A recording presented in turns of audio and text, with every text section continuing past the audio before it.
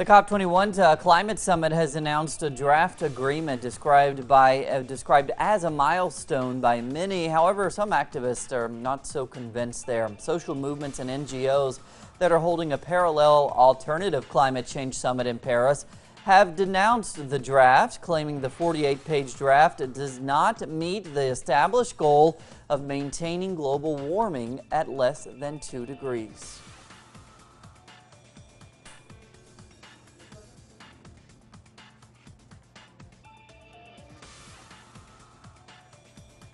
And we now know a breakthrough has happened in the COP21 Climate Summit. A new 48-page draft agreement has been reached. This is new information, and so to get the latest on it, we're going to turn to our correspondent who is there at the scene in Paris, Luis Arroyo. Luis, thanks for joining us.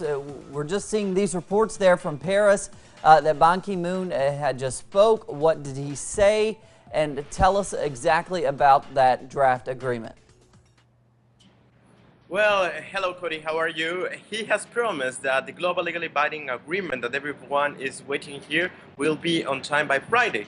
But today marked a very important day here at the COP21 because activists started small demonstrations inside Le Bourget, which is a place where this summit is taking place. These people are observers of several organizations and have demanded rich countries to pay their historic debt because they say they don't want to pay that.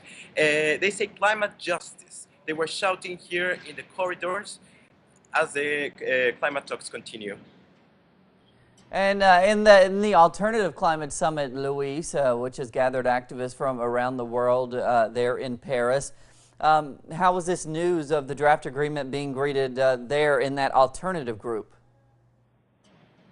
Well, thousands of people participated in that alternative summit. They expressed the demands from individuals around the world, which are the voices that they say must be heard on par with those of the powerful entities brokering the climate change deal here. But let me tell you that I spoke with diplomats from progressive governments who are participating in the draft agreement, like Venezuela, Nicaragua, and Cuba, and they said that the United States are leading a coalition of rich countries that are conducting some kind of lobby with small nations in order to prevent them to include in the agreement the loss and damage point, which legally will force big emitters to economically compensate those poor nations affected by climate change.